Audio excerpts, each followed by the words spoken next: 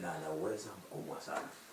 Sasa nikwambie, inawezekana umefika hatua na umekata tamaa kabisa. Kuna wakati mimi nilifika hatua nikakata tamaa, maisha nikayaona hayawezekani.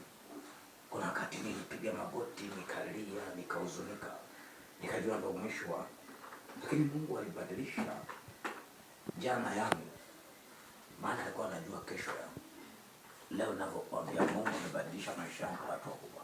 Inawezekana hauna kitu kabisa, inawezekana kila kitu kimeharibika, lakini Mungu haharibiki. Mungu tunayemtumikia ni Mungu ambaye yuko hai. Ataendelea kukushika, ataendelea kutembea na wewe pole pole, hatua kwa hatua, siku kwa siku, baada kwa baada, kwa sababu yeye ni Mungu mzuri, yeye ni Mungu mkuu, ni Mungu mwenye upendo, ni Mungu mwenye uwezo mwingi. Atafanya mambo makubwa ambayo hata wewe pengine kwa akili yako hauwezi.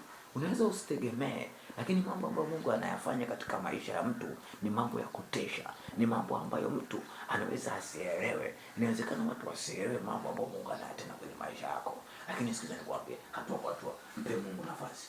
Siku baada ya siku, mwezi, miaka, mabadiliko yanaanza kutokea. Maisha yako yanabadilishwa kutoka chini naenda juu, kwa sababu Mungu wetu ni juu, na sisi lazima tupande juu.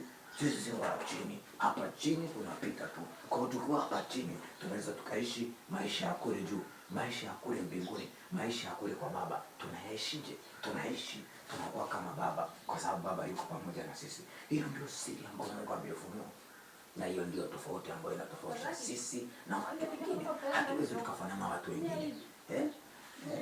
Samsoni akamwambia Delila, mimi sio mwanadamu kama wanadamu wengine wa kawaida. Siri yangu ni vile vishundu vilivyofungwa 7 hapa, mtu akivikata vinaondoka. Sisi watu wa Mungu ni wateule, sisi ni wanabii wa Mungu. Kwa sisi ni tofauti na watu wengine. Sisi ni watu wa kipekee, sisi ni watu wa tofauti. Kupitia sisi tunabadilisha ulimwengu. Kupitia wewe ulimwengu unabadilisha, kupitia wewe familia inabadilika, kupitia wewe kila mtu anabadilika. Sisi ni watu wa kipekee, ni watu wenye nguvu, ni watu wenye uweza, ni watu wa kubadilisha hii dunia, ni watu wa kuchange, ni watu wa kugeuza, ni watu ambao tumechaguliwa na Mungu, tumeteuliwa na Mungu, tuna uweza, tuna mamlaka, tunabadilisha kila jambo, tuna uwezo wa kimungu ambao unakaa ndani yetu. Mungu anatutumia kama vyombo vyake, tunafanya kazi zake kwa pamoja na yeye. Leo tunachoto, Mungu atabadilisha maisha yako. Mungu atafanya vitu ambavyo hata pengine vilikuwa haviwezi kufanyika, yeye atavifanya. Atakufanya wa pekee, atabadilisha maisha yako ya pekee. Dakika hizi 3 ambazo nimezungumza na wewe, dakika za kutosha, dakika za ushindi. Mungu akubariki sana na kuombea ufanikiwe. Ufanikiwe kwenye uchumi, ufanikiwe kwenye biashara, ufanikiwe kwenye ndoa, ufanikiwe kwenye swala la akili, kwenye elimu unaposoma. Mungu akubariki, Mungu akufanikishe. Nakupenda. Asante sana.